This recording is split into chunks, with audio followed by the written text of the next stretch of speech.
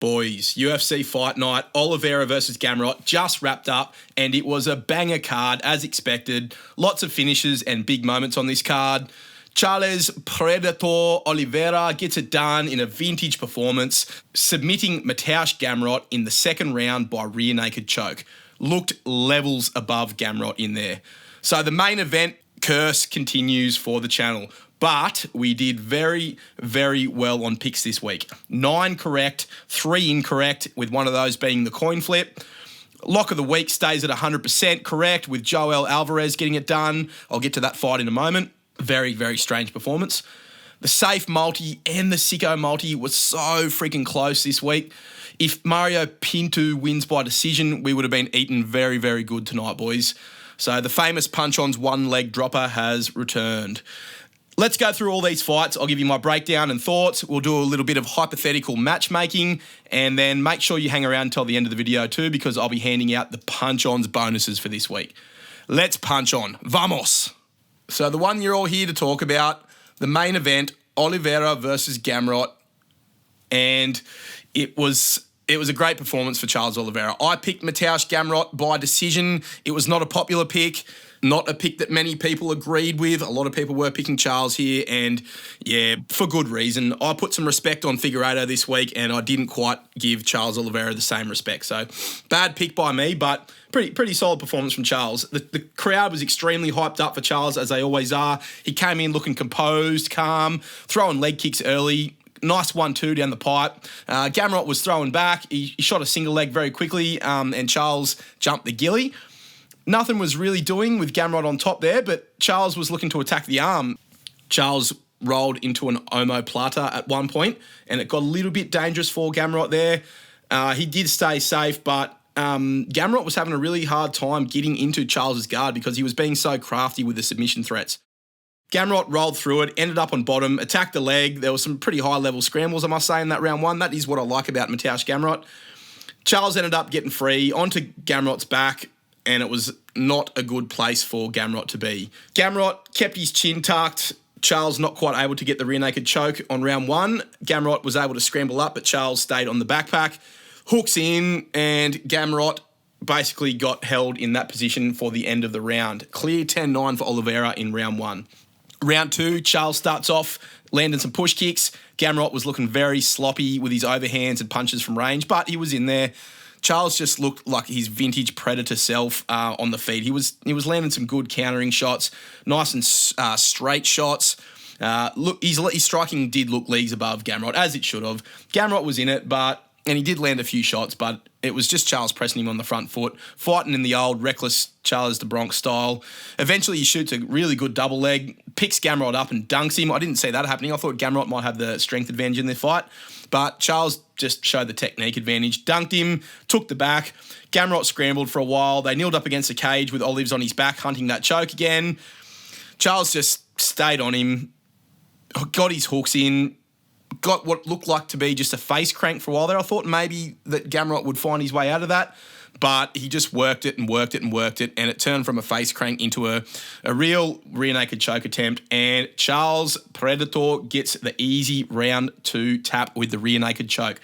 Jumps off into the crowd. The crowd goes absolutely nuts. The main event curse strikes again.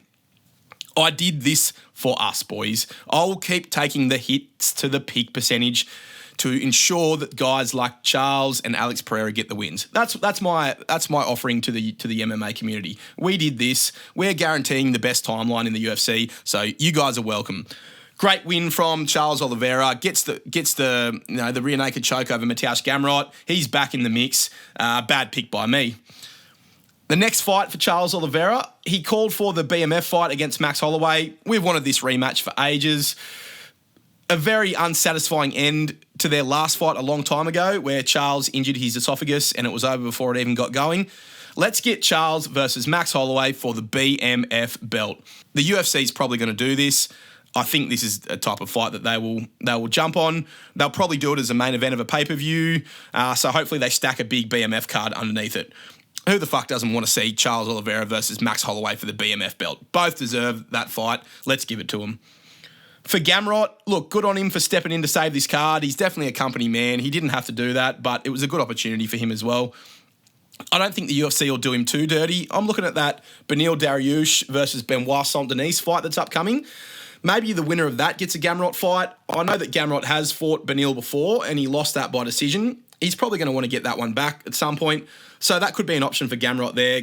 The winner of the Beneil versus BSD fight, if that does eventually happen, and that gives the winner of that fight a step up into the top 10 as well, and not too far of a step down for Gamrot. He's still secure with his place in the rankings. I believe he's ranked at number 8 now. So say that, BSD gets a good win over Dariush, which I think would probably happen, then he can match up with Mateusz Gamrot, which is a decent style matchup for him too, and a chance for BSD to get back inside the top 10.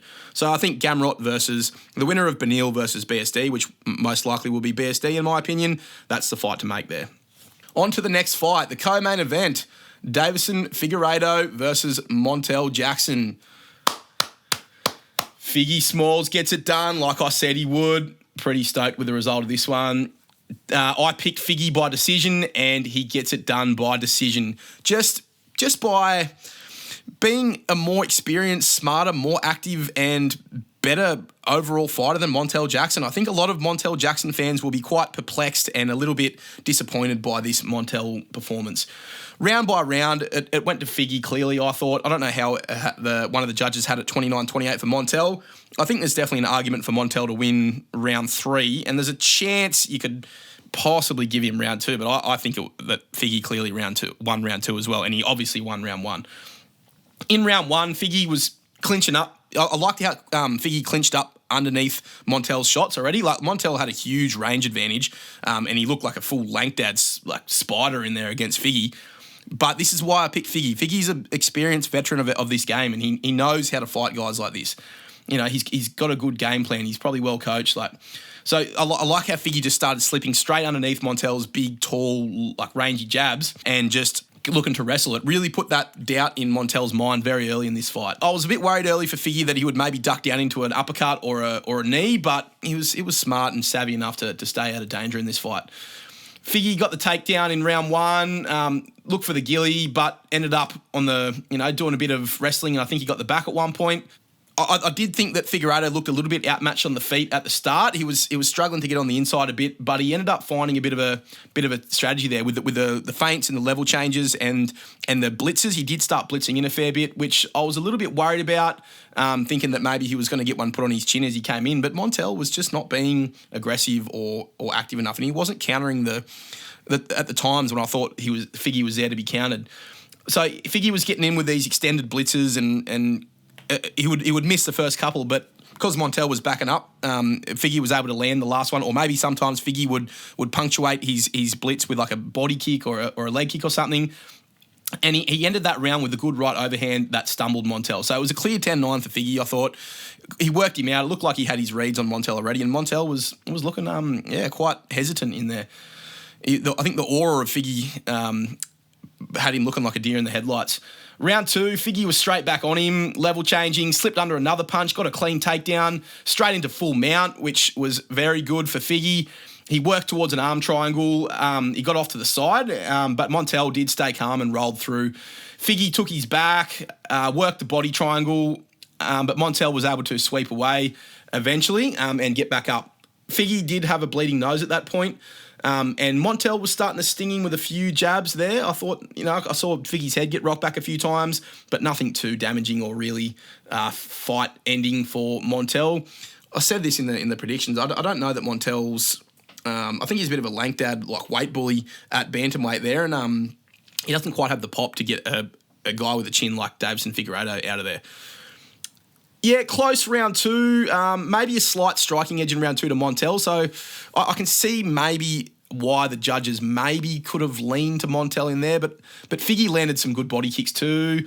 And I think with how even it was in the striking, you have to give that round to Figgy because he had the big early takedown and threatened the submission. So I had it 20-18 after 2 rounds for Figgy. I thought that was pretty clear, but maybe debatable. Round 3, more of the same, probably the least exciting round. I think Figgy was just coasting. He was looking like he was pretty happy with his work, taking pictures, and just thought that, I can just coast here. I was a bit worried because it was a close fight and I didn't want to see Figgy coast too hard. his coaches told him at the end of the second round to take this guy and work a submission just to put a stamp on it. And I thought that was what we're going to see Figgy do, but eventually he actually got taken down and dunked by Montel as well. But Figgy was able to kick him straight back off. I like that for Figgy. It was a good sort of moment where he went, nah, fuck you. This is my octagon. And Montel didn't like it, and he just stood there like a deer in the headlights. Just seemed too hesitant to throw anything of consequence. At the end, it was pretty funny. Figgy pointed down, landed like a body kick or two, and then like was saying, come on, let's do this, pointed down and waved him on, and then shot a single leg. Yeah, a little bit of a strange one, that one from Figgy. Round 3, I think, could definitely go either way. Montel maybe gets it for the slam, but he didn't really do anything with it. But I think the striking was even enough in that round that you could maybe give it to Montel. So I guess having sort of broken it down like that, I could maybe see how Montel could get a scorecard, but I just think the optics and the way that fight went overall, Figueredo won that fight. He was doing more damage to Montel, and yeah, a good performance for Figueredo. It was a 30-27 in my mind, maybe 29-28, but one judge actually gave it to Montel. It would have been pretty disappointing if Montel got that decision because he didn't win that fight. So good stuff, Figgy. He gets it done by split decision. I really like how Figgy fought in this fight. He adapted very intelligently to the problems from Montel Jackson. You can tell that Figgy's a smart, seasoned octagon veteran. We knew that about Figgy. That's why you got to put some fucking respect on the name of Deus de Guerra. So good job, Figueredo. One of my favourite fighters. Good to see him back in the win column. Next matchup for Figgy. It's hard to say. He's lost to Sandhagen, so he can't get too much of a jump up above him. And Sandhagen just lost to the champ. You can't match Figgy up with Petr Yan or Merab. Definitely not with Merab. I don't think he's right there for the title shot yet. Not with that performance over Montel Jackson, who I think was ranked number 14 or something. Maybe he gets the loser of Mario Batista versus Umar Nurmagomedov. I reckon we'll go with that. The loser of Batista versus Umar gets Figgy for like another chance to get back in the mix at the top of bantamweight. And the winner of Batista versus Umar fights for the belt after Petr Yan gets his shot in December. So next fight for Figgy, probably going to be Mario Batista. I'd like to see that fight. Moving on to the featured fight, which was Vicente Luque versus Yoel Alvarez. I had this one as a lock of the week, boys. I locked in Yoel Alvarez, but I locked him in by an early rounds submission or TKO. I'm not going to lie, boys. I think that the Wheel of Doom cursed this fight completely. I thought we were going to get either an absolute banger or a really clear, quick, dominant, flashy-looking finish from Yoel Alvarez, and we didn't get either of those. This was a bit of a cursed fight. I was annoyed by this fight. I was a bit distracted while this is on because I was on the phone, but this is what I saw from. I saw in round 1 a bit of a decent scrap. Luque looking like he was in it. Taken some good shots though, and Alvarez was piecing him up a bit to the head. Then there was that eye poke or whatever it was. Now, interestingly, on the replays at the end of the fight, it looked like Yoel Alvarez's knuckles were closed and that his fingers were closed. So I'm not sure why they ended up having that as an eye poke and giving him a bunch of time to recover, because the referee, I believe, actually waved it off. When Luque went down and he was kind of crumpled up on the ground, the ref waved it off. I think he actually called it as a TKO, but then they changed it to a rest for Luque.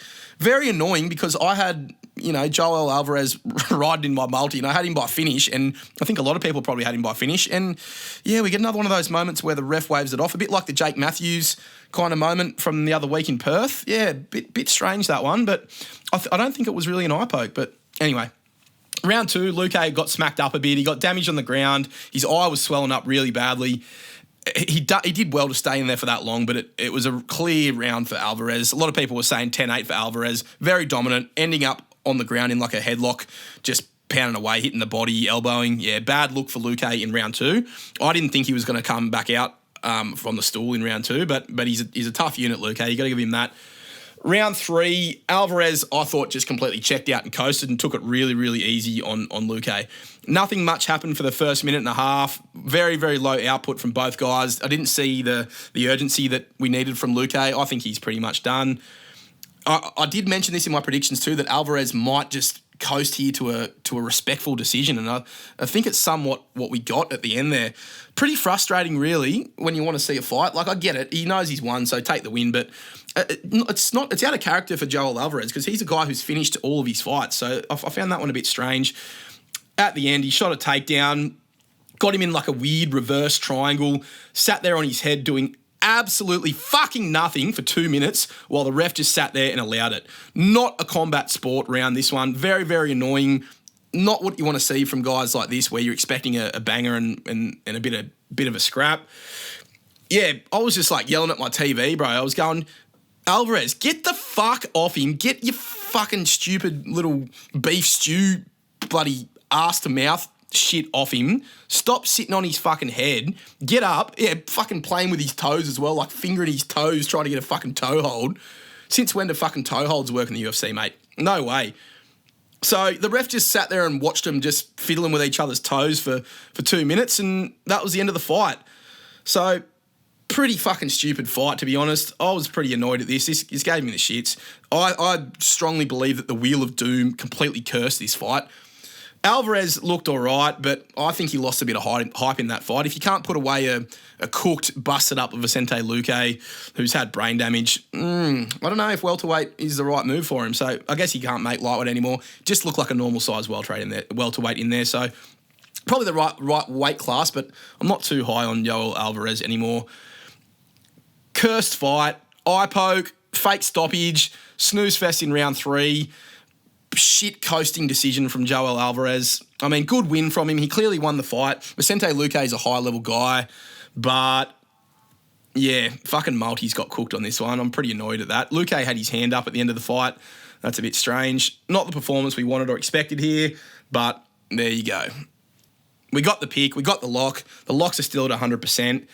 Next fight for Alvarez, he's probably going to debut somewhere just outside the rankings at welterweight, I'd say. Luque didn't have a number next to his name. I don't think they're going to put Alvarez straight into the rankings. Hopefully he's a bit more active now that he's at welterweight and we see him a bit more often. He didn't take a whole bunch of damage. I think he'll need someone who will actually take the fight. I think he's a bit of a scary prospect for some of these guys. So he'll want someone with a good chin as well, so they put on a bit of a scrap. And I think Daniel Rodriguez is the opponent for Yoel Alvarez. He's fluked a ranking this year. I don't think it's going to last long. I think the UFC will be looking to move Yoel Alvarez up into the rankings. He's generally an exciting fighter, even if that wasn't the best performance. So Yoel Alvarez, Daniel Rodriguez. Yeah, let's see that fight. Then we had Jonata Diniz versus Mario Pinto. I picked Mario Pinto by TKO or perhaps a decision, and I did lean towards a decision later in the piece, and I had Mario Pinto by decision as the last leg of my sicko multi. That was an absolute banger of a multi. All the other legs hit, just riding on Mario Pinto by decision, and we get a late round two TKO stoppage. A little bit early maybe, but not really. Diniz was busted up. It was quite reminiscent of his Tybura performance, actually. Just got taken down, elbowed, busted up, bled, and couldn't get up off the ground. That's a real weakness in Jonata Diniz's game, is his ability to get back up, and also his takedown defense is shit too.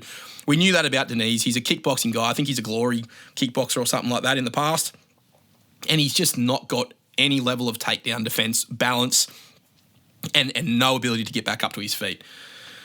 I was feeling pretty good though, come like mid round 2 when Pinto took him down again and started smudging him. You got to give Pinto his credit for showing us a new element to his game. We all thought he was just a big, heavy-handed striker, kickboxer guy, but he looked quite good in the grappling in here. I think a heavyweight with hands and speed like Pinto, and a little bit of a wrestling and jiu-jitsu threat is going to be problems for some of these guys at heavyweight. I like what I saw from Pinto in this fight, even if it wasn't the most entertaining performance in the world.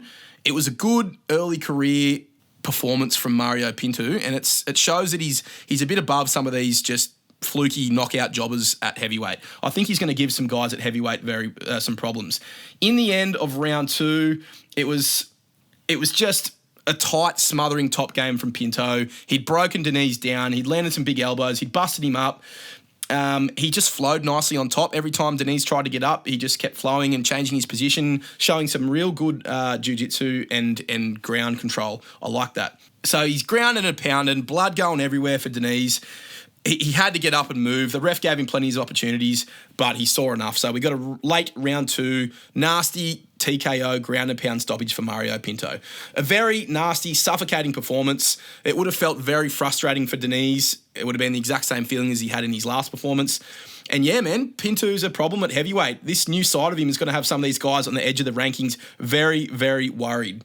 He was great on the mic as well. There was a classic stitch up in there as well. He kind of faked out Bisping, pretended not to know English, like said, sorry, I don't speak English, and then just spoke Portuguese for a little bit because, you know, he's in Brazil and he's actually a Portuguese dude.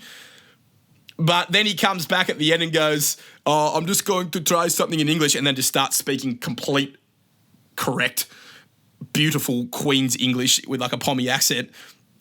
So that was pretty funny by Pinto. Had some pretty sick bars at the end there. It's pretty good on the mic. So bing, bang, bush, Sharma, and a mad performance from Mario Pinto. Next fight for him, look, he's going to get a big move up the rankings. He dominated Janata Diniz. Let's get Pinto in there against a guy in the rankings. A perfect matchup I can see here. Let's get him in there against Derek Lewis in an Apex main event. Or one of these usual UFC Texas cards with Derek Lewis on top. I like that. That's a good, it's going to be, I can see him doing this for sure. Mario Pinto, Derek Lewis, inviting him up into the rankings. And we get to see a big bop-up performance from Derek Lewis. Derek Lewis, Mario Pinto, inject it in my veins. Moving on to Ricardo Ramos versus Khan Ofli. Sick Khan Ofli, bro. That was a good performance here by Khan. I picked Khan Ofli by round 1 submission. I thought he was going to do it by the gilly, but he gets it done by the rear naked choke. Silences the crowd with the round 1 dad strength rear naked choke submission. Ofli, he was very persistent, very patient, and just read Ramos well, flowed with it. Looked a little bit iffy on the feet to start with, but ended up on the back, and that was the only opportunity that he needed. It's a good performance from Ofli. Even though Ramos is not a high-level dude, it's still a good sign for Khan Ofli here. I knew that he would have the advantage in the fight IQ and the decision-making here, and it was very, very clear and evident. Ramos, he got himself into that position. He's not a good grappler. He doesn't have good jiu-jitsu defense. He always chucks his head in a gilly. That's why I picked Khan Ofli by round 1 submission. He basically did the rear naked choke version of that, right? Round 1 tap for Khan Ofli. Stoked to see him back in the UFC win column. Easy win. Get him back in there soon. Crowd absolutely fucking hated it. Ofli loved it. And Punch Ons strikes again. Ofli was having a bit of a rough time with the Brazilian crowd. They were booing the shit out of him. And like one of the first things he says is, shut up, I'm talking. So they didn't like that. And then straight after that, he tells them that he loves them. He's like a very, very interesting mix of emotions there from Khan Ofli. And then at the end, he's like, I really want to swear at you guys. It must be very confronting when there's, 20,000 people just booing you in their own hometown. But I thought Khan Ofli handled it really well. Good shit from Genghis Khan Ofli. I like Khan Ofli. He's a good dude. Give him a matchup that he could win. Maybe a guy coming off a win last weekend. I reckon his next matchup should be Farid Basharat. We might be able to see if Khan Ofli can make a Farid Basharat fight entertaining. So Khan Ofli, Farid Basharat, done. Next. Down the card, the headliner of the prelims, for some reason, there was way better fights than this one. We had Lucas Almeida versus Nicoll Aswell Jr. Yeah, I coin flipped this one. I didn't really feel like doing a whole lot of research in this one. If I had I probably would have learnt that Nicoll Aswell is a lot better than Lucas Almeida, but the coin flipped up Lucas Almeida. I thought he would have won by decision. Nicoll Aswell Jr. gets it done by TKO round 1 easily and looking like Benoit Saint-Denis's long-lost brother while he did it. Lucas Almeida, turns out he broke his hand or something. I saw someone post that apparently the UFC medical staff cleared him for a broken hand before the fight. So that's good intel to know as well. That's like old mate getting hit by a car the other week, whoever that was. Jared Gordon, I think it was. Anyway, Almeida comes in looking like absolute shit. They both started patiently on the feet. Nicoll Aswell lands 2 big right hands. And then I just said, like in my notes, I just said, Almeida is not looking defensively sound. He's kind of rolling back and just putting his head to the side that every time Michael Aswell throws a punch. And yeah, it was very clear very quickly that this was going to go bad for Lucas Almeida. He just kept eating shots, eventually gets dropped. Aswell jumps on top of him, full mount against the cage. Shot after shot, bang, bang, on top in mount. Elbows, smash, smash, fucking destroyed him. Very, very easy first round TKO by Michael Aswell and a fucking awful coin flip. Get your shit together, coin. Awful performance from Almeida. He looked like a B-Leagues fighter, probably where he'll end up now, I reckon. Michael Aswell called for a fight on the card with his teammate Joshua Van when he fights Pantoja. I don't think that fight's even been announced, so I think he's leaked the Pantoja-Van fight. Yes, we all knew it was going to happen, but I don't think Dana's is usually too happy about when guys leak information that he hasn't dropped yet. So he might be getting a spanking by Dana, Michael Aswell, if that info wasn't supposed to be dropped. I know he didn't like it when Ariel Helwani dropped the Brock Lesnar news. Look, I think he'll be fine, but yeah, I'll be interested to see if they drop that Pantoja Van news very soon. I'm assuming one of the reporters will ask a question about it in the post-fight press conference. Yeah, that they are broken hand for Almeida is kind of bullshit. How was the coin flip supposed to know that? How was I supposed to know that? Bullshit reason why my picks get wrong. But yeah, Michael Aswell, good performance. Round 1 KO. Next fight for him, maybe someone around his level coming off a win and on a similar schedule. Let's see Jack Jenkins kick this cunt's legs off, all right? Jack Jenkins, Michael Aswell Jr., I want to see that fight. Moving on. Jafel Filho versus Clayton Carpenter. I picked Jafel Filho by submission. I said maybe he could end up with a decision, but I was pretty confident that he would get a submission here, and that's exactly what happened. Jafel Filho proved to be a better ground technician than Clayton Carpenter. This was my breakdown of this fight. I said that both of these guys are good. Carpenter is a well-rounded guy, but he's not good enough anywhere to really pose a threat for Jafel Filho. It was pretty much exactly how I thought this fight would go. I think that Jafel Filho is a really good dude. They added a bit of context for his last loss to whatever the guy's name was. I forgot, but they said at the start of the Alan Nascimento, I think his name was. He lost to that guy by decision, but some of the commentary said that before that fight he had an injury or he got sick or something like that. So maybe that explains his performance there. Yeah, awesome round 1 submission here by Jafel Filho. There was a big shot early that Filho landed that snapped Clayton's head back. Carpenter blitzed in after that and landed a couple of good left hooks that stunned Filho. So they got at it early on in the fight. Clayton Carpenter shot in, and I think this was a mistake by Clayton Carpenter. He did have Filho hurt and backing up, and then he just went for the takedown and he entered Jafel Filho's world and gave him a chance to recover. Filho gets the inside trip, straight onto the back, hooks in, flattens him out. Carpenter fights hands for a little bit. Filho just kept attacking the choke. Carpenter was bleeding out of his legs. I think he got a kick checked and he got split up on the shin early on. Against the fence, Filho trying to get the choke, but they were kind of folded up over against the fence and he couldn't quite get the position, but Carpenter was just on defense the whole time. Eventually, Carpenter ended up on top and Filho just immediately started attacking Kimura. I did say this in my prediction too, that Jafel Filho just flows really nicely through his positions and he's got a pretty nasty jiu-jitsu game. I think you've got to put some respect on Filho at flyweight here. Once he got on top, so he was attacking the Kimura from the bottom and he used it to roll back onto the top, it was all over for Carpenter. He was in big trouble. I actually thought he tapped. I'm pretty sure he did tap about 5 seconds before he tapped again. The ref didn't see the first tap. He tapped on his ass. And then Filho realised that he had him pretty well done, already basically tapped. So he just cranked it a bit harder, nearly ripped his arm off, and Clayton Carpenter taps for real on his bum, and it was over. Nasty submission win for Filho. I knew he'd be too dangerous on the ground. Carpenter's good, but just not quite dangerous enough. I just said this is a style matchup that is not good for Clayton Carpenter. Filho, good win for him. Pretty funny on the mic. He's like a pastor, apparently. So he brings the Bible out with him and just starts bashing it, going nuts on the mic. Bible bashing Brazilian. Anyway, good win by Jafel. His next fight, look, he's just outside the rankings. He beat a guy right next to him in a big way. He will get a step up, but not too far. We still need to see how Filho handles a top-level test. I'd like to see him against Charles Inner G. Johnson. A crafty veteran, bit of a gatekeeper. He'll test Filho and see what he's made of. I reckon that's a good fight. Jafel Filho, Charles Inner G Johnson. Let's make it happen. Moving on. Vitor Petrino versus Thomas Peterson. I picked Vitor Petrino by TKO.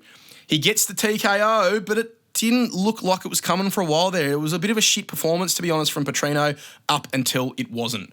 Round one, Petrino was looking fucking huge and jacked, and as soon as Peterson shot in, Petrino just shucked him off easily, got him in, and then they did a bit of clinching, a bit of crab walking along the side of the cage, working for the takedown, not much happening, and then Petrino lands a big straight 1-2 down the pipe, and I thought Peterson was going to be in trouble from there, but to credit to him, he stayed in it. He got his mouthpiece knocked out. Eventually, they got it put back in. Petrino poured it on him for a bit, but Peterson survived with a bit of wrestling, and they get to the end of round one with a decent shot from Peterson. 10-9, Petrino clearly round one. Round two, Petrino was starting to look a bit tired, I thought. He had a bit of a side-on stance, but he kept kind of walking away and turning his back to Peterson. I thought that was a little bit shit from Petrino, a little bit disrespectful, and I actually thought he was fading at that point. He was still landing shots and wrestling, but he was starting to look a bit more sloppy, and I was getting a little bit worried for Petrino. A little bit disrespectful the way that he was fighting. Maybe that's just his style, but yeah, turning his back and kind of just walking away. I suppose he's got a big blob like Thomas Peterson in front of him, so it's not exactly like he's got the most dangerous threat there. But yeah, a little bit of interesting style from Petrino. I thought a better boxer would be piecing Petrino up the way that he looked, but styles make fights, I suppose. Anyway, close round two, could have gone either way. Bit of wrestling, bit of clinch work, bit of back and forth striking. I had it 20-18 for Petrino after two, but you could probably give round two to Peterson if you wanted to. It didn't matter because in round three, Bisping's waffling about this guy, calling him fucking Steven Peterson, and I was like writing down some shit about that, and mid-writing about that sentence, Petrino just lands a nasty, tight uppercut left hook combo that put Peterson face down, ass up, snoring on top of the Monster Energy can in the middle of the octagon. Nasty KO from Petrino. Peterson got folded in a really awkward way when he went down. It looked really painful. Petrino lands two big follow-up shots, super necessary, and it is a somewhat unimpressive performance by Petrino, punctuated by a nasty highlight reel KO. So good stuff for Petrino. He got on the mic and said he had a really bad camp and he got injured and couldn't train for 2 weeks and apologised for gassing out. So maybe that's why he had that strange-looking stance, but hey, he still got it done. He said he's still going to be the champ. He called out Marcin Tybura. I think Petrino is pretty promotable at heavyweight. The Brazilians love him. The UFC loves him. I think we'll see him moving quickly up those heavyweight rankings. He's got the lighter man skill coming up from light heavyweight. I can see him getting a big jump up next. He'll probably get Thomas Peterson's number 15 ranking already. And his next fight's most likely going to be the guy that he called out, Marcin Tybura, coming off that loss to Ante Delija. I can see Vitor chinning Tybura as well and getting close to that top 10 early next year. So Vitor Petrino, Marcin Tybura, good stuff from Petrino. Next up, we had Bia Mesquita versus Irina Alekseeva. Great performance from Bia Mesquita. I picked her by early round submission, and she got it done in dominant fashion. I pretty much called this one perfectly too, but I didn't quite sell how much damage Bia Mesquita would be able to do to Irina Alekseeva on the ground. I did actually say that she's going to break her on the ground first with her wrestling and then eventually get the submission. Pretty much what happened, but geez, did she break her. Geez, did she fuck her up in round one. That was a borderline 10-7 that round.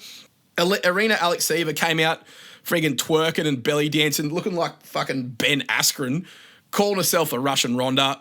She's absolutely delusional with that.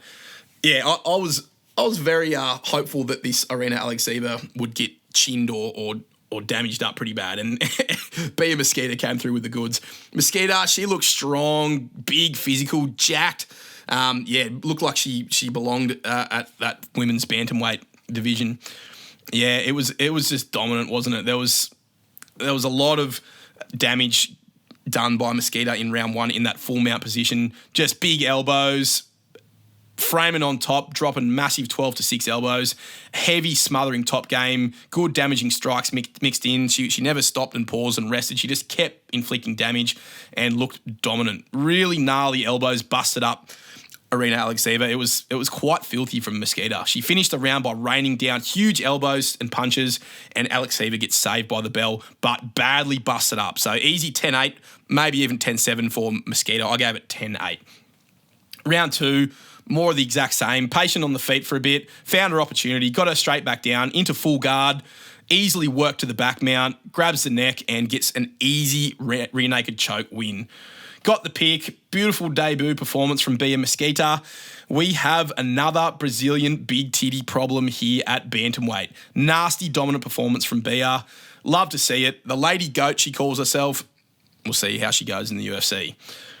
Another Brazilian women's prospect who speaks good English and is pretty good on the mic. I think those Brazilian teams are doing a pretty good job of teaching their fighters English, and maybe some other countries need to do a better job of that too. Next fight for Bia Mesquita. Look, she looked great, really strong, great technique, and she's somewhat promotable. The UFC are going to want to push her. The bantamweight division is very shallow, so she should get a pretty good move up the rankings. Might even get ranked off that. If not, get her another opponent so she can smash her to get ranked. Give her Jocelyn Edwards and see if she can handle her. Bia Mesquita, Jocelyn Edwards, who's a good striker, but I don't think she'll be much of a threat for Mesquita on the ground. So I think that's Bia Mesquita's path into the top 10. Put her against Jocelyn Edwards. Good stuff, Bia Mesquita. Got that pick too. Down to Lucas Rocha versus Stuart Nicoll. I picked Stuart Nicoll by decision. Always going to stick with the Aussie dudes, but yeah, it was a pretty dominant performance from Lucas Rocha. Nothing really special to report in this one here. He just outclassed him on the feet. Stuart Nicoll looked completely out of options. Didn't really have anything for Rocha. Throwing some pretty ineffective striking. Optics were really bad for Stuart Nicoll. Kind of flopping around with a really weird, unorthodox style, but every time he got hit, it just looked like it was really impacting him. Like he did a whole lot of shaking his head and shaking his finger, but yeah, he was getting tagged by Lucas Rocha. Rocha looked good, but I don't think we can really read too much into this. Stuart Nicoll is not that great. So not the best pick for me, this one. Sloppy, fun fight though, not too bad to watch. Rough for Nicoll. Not really sorry for picking Nicoll. I'm always going to pick the fucking Aussies here, boys. So bad luck to Stewie Nicoll. Rocha gets it done by a pretty dominant 30-27 decision. Next fight for Rocha. He looked decent, but it wasn't exactly that hard of a matchup for him in there. So let's give Rocha someone with a bit better striking, and maybe then we'll see if he's got a ground game too, or if he really is that good with the hands. A guy around the same ranking who's coming off a loss but will be looking to get back in there is Kevin Borjas. So let's see that matchup. Both South American guys, Lucas Rocha versus Kevin Borjas. Let's see that one next. Before that, we had Julia Polastri versus Karolina Kowalkiewicz. I picked Julia Polastri to get it done by decision, but I did say there was a good chance she could knock her out as well. And whew, she got this one done in pretty convincing fashion, Julia Polastri. She looked really, really jacked on her way out. She's ripped as fuck and got mad abs. And yeah, she's a dangerous threat, Julia Polastri. Round 1, bit of a feeling out process. Kowalkiewicz was looking decent and aggressive at the start. Landed a couple of combinations, but Polastri was still landing combos back as well. Polastri, she's got a really nasty tie clinch, really nasty knees and elbows. Karolina was going for spinning elbows, but man, I could just tell her head was right there on the platter, and Polastri was just biding her time and waiting for those patient shots. Yeah, the tie clinch from Polastri really did some damage early. You do not want to be in there with this girl. I cracked up because Brendan Fitzgerald, I think the guy who was commentating, they were talking about Yuri Prohaska, and then he goes, let's go for that. So I had a good laugh at that. Polastri just mixed it up really nicely, wobbled Karolina at round 1 at the end, and had a big finish to round 1.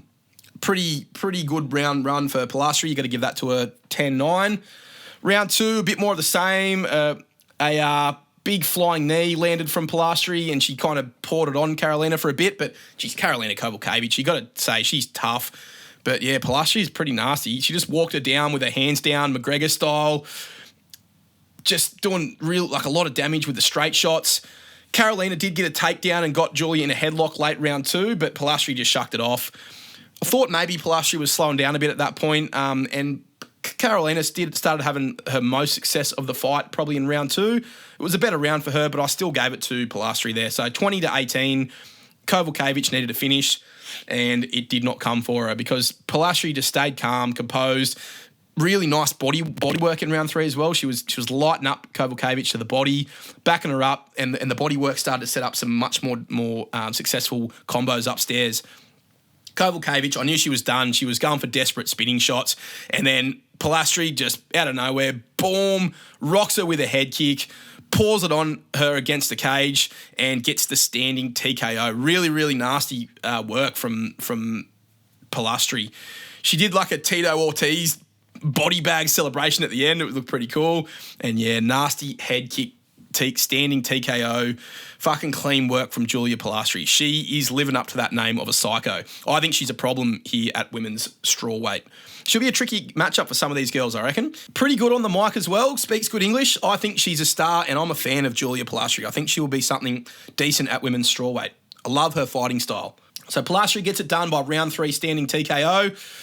Next fight to make, I reckon, look, Polastri just beat a girl outside the rankings, looked very good while doing so. She's got exciting fights. The UFC are going to want to promote her too. Get her a matchup inside the rankings. I reckon she's ready. I was first thinking Angela Hill, but I think she's got a matchup at the moment. The lowest unbooked girl just inside the rankings is Amanda Ribas. So let's see that fight. Brazil on Brazil action. Julia Polastri, Amanda Ribas. Yeah, I'm excited for Julia Polastri's next one. Bad bitch. And we opened up the card with pretty decent scrap. Luan Lacerda versus Simon Oliveira. Brazil versus Brazil to start things off. Shout out to the Brazilian fighters for actually fighting each other. I picked Luan Lacerda by body shot TKO, just knowing that Simon Oliveira is very light on defense and able to be finished. He gets it done by a round 2 submission, I think. Yeah, round 2 armbar. I think he could have done this however he wanted to, though. I actually think Oliveira probably put up a slightly better performance than I was expecting, but exactly what I said, his defense is non-existent. He just goes for big shots without a setup and puts himself in really bad positions. Round 2, there's a bit of grappling going on. Lacerda ends up in a dominant position, looking for the choke. Somehow Simon Oliveira flukes his way back on top. And I was thinking, oh my God, what is going on here? How is this guy seriously going to win this? And then he's looking for elbows. He knows it's his chance to win the fight while he's on top. Lacerda's looking a little bit rocked, but next minute, Oliveira just leaves his arm in the triangle, gets rolled over, and taps to a nice armbar from Luan Lacerda. No good for the Oliveira to start off the card, but hey, we got the Oliveira win at the end of the card. So I think Simon Oliveira is done in the UFC. Luan Lacerda, decent prospect outside the bantamweight rankings. Let's see him take on another somewhat promising upcoming guy around there. Why don't we give him Colby Slickness Thickness? That'd be a banger. They're on a similar schedule too. So Luan Lacerda versus Colby Thickness. That's the fight to make. Sick card, boys. Let's get on to these Punch Ons bonuses. All right. The Punch Ons bonuses are here. Each week after the card, I'm going to give my performance bonuses. I'll be giving 50K to these guys. Fuck it, let's make it 60K. 60K for Punch Ons bonuses. We'll have a fight of the night and we'll have some performance bonuses too, just like the same as the UFC do. I haven't seen who got the bonuses yet, so this is just who I would give them to. I'll check and see how close I am afterwards. Punch Ons bonuses. Fight of the night. Tricky to pick a fight of the night for this card, I think. There was not a whole bunch of back and forth rock'em sock'em robots action. None of these guys really went to a close war. I think there was just a lot of good dominant performances and a bit of scrappy stuff here and there, but nothing really stood out to me as a fight of the night. Honestly, if I was going to give a fight of the night, it would probably have to go to Julia Polastri versus Karolina Kowalkiewicz. These two got at it. Polastri walked her down. Kowalkiewicz showed her chin and her heart. She did pretty good in this fight. She landed her own shots, but Polastri is just too clean, too young, too powerful, too threatening and diverse. But, credit to Kowalkiewicz. She's a dog. She always has been. This is why I picked it by decision. She almost made it, but yeah, that head kick, I don't think many ladies have taken that head kick. So a sick performance. It's kind of somewhere between a performance bonus and a fight of the night, but because there wasn't too many other amazing close scraps, I think this is the fight of the night. Good stuff to these two. They deserve their Punch Ons bonus. We're going to be giving out 4 performance bonuses for this card. The first one I want to give out will go to Bia Mesquita. What an unbelievable debut for Bia Mesquita in the UFC. I knew that she was going to be pretty dominant in this one. Not the best opponent for her to really see what level she's at, but she did what was expected of her. She got a nasty dominant win over Irina Alekseeva. The submission was one thing, but it was the elbows and the top game and the ground and pound work in round 1 that really did the damage and just beat the life out of Irina Alekseeva. I knew as soon as there was a submission thrown up that she'd be tapping pretty quickly because she did some very, very violent damage to Irina Alekseeva in round 1. So Bia Mesquita, I'm keen for her next one. She gets one of the performance bonuses. Another performance bonus is going to go to Michael Aswell Jr.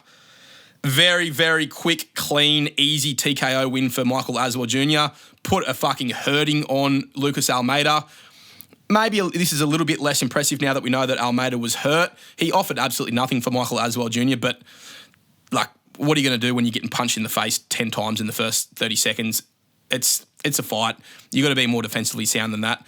So not all that impressive because of the opponent, but still, you can't fault Michael Aswell Jr. Great performance, gets on the mic, does his work, nasty knockout. Yeah, he's getting a performance bonus too. Now, I'm tentatively going to give a performance bonus to Vitor Petrino as well. Even though he looked pretty shit, to be honest, in the first 2 rounds, you can't have a knockout that looks like that and not get rewarded for it. Very, very clean, nasty, painful-looking KO. Thomas Peterson got folded like a fucking lawn chair. He looked like he was doing the cobra pose, the yoga position, after he got hit with that 1-2. And, yeah, he was down bad and knocked out for some time after the fight. Vitor Petrino, very clean, violent, quick, nasty knockout win. Couple of follow-up shots. Yeah, got to give him a bonus as well. And, of course, the final bonus has got to go to Predator, Charles Oliveira, for his somewhat clean and easy submission win over Mateusz Gamrot. Kind of feel like an idiot for picking Gamrot, but look, Gamrot's a good guy. He's a well-rounded guy. I've seen things from him in the past that gave me some signs that maybe he could have a good crack here against Charles. I was sort of banking on the fact that Charles is going to be a little bit washed, but I think you just see that Topuria is built different, and you can't have a loss to Topuria as like a big sign that your career's done. We saw Volkanovski bounce back from his loss to Topuria. We saw Max bounce back. Yeah, now we've seen Charles bounce back as well. So great win by Charles Oliveira. Always good to see him win. Crowd absolutely loved it. And yeah, he's going to get the final performance bonus for this card. One more performance bonus. Well, we're going to call this one an anti-bonus. It is the most cooked performance. The fighter whose stocks are going to drop the most, probably going to get cut. Had an absolute shocker. Nightmare fuel. Throwing underwater punches like in a nightmare. Yeah. There's only one guy that I think deserves the most cooked performance Punch Ons bonus. And his bonus is going to be a fucking cutting from the UFC. And that is Lucas Almeida. Fucking coin flip stitched me up big time here. He just got chinned immediately, 0 defense, and got destroyed. So the most cooked performance, easily going to go to Lucas Almeida. That'll do it, boys. Hope you enjoyed the breakdown of this card. Hope you enjoyed the fights. Pretty sick card. I'll give it like a 7.5 out of 10. Lots of good finishes. Good moments for the Brazilian guys. Big hometown wins in the main and co-main. Figgy Smalls and Charles de Bronx get it done. Yeah, good results for Brazil. Good results for the UFC. And great results for Punch On. 9-3. Cannot complain about that. That is a very strong 75% correct prediction record. Hope you enjoyed the content this week, boys. We've got a few other videos. If you haven't watched my Yuri video or my tier list for this week, go and give them a look. I reckon they're worth watching. Good videos. I'll have a bit more new stuff for you next week, and we're going to have those UFC Canada Dorita versus Allen predictions coming up ASAP as well. So give us a like, subscribe to the channel, hit me up on Instagram, Punch Ons MMA, and I will see you boys on the next one. Punch on!